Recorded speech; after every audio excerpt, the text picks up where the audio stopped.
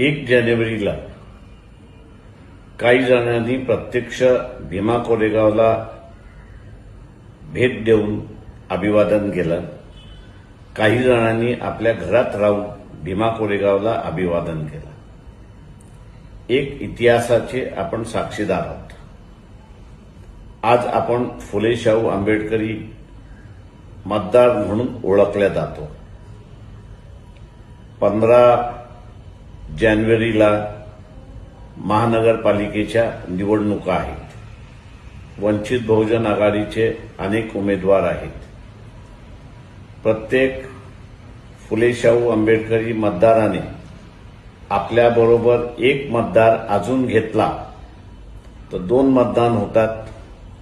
जर आपण एका प्रभागामध्ये वार्डामध्ये 12,000 असू तर ते 24,000 होतात. असं केलं तर वंचित बहुजन आघाडीचा उमेदवार जिंकेल.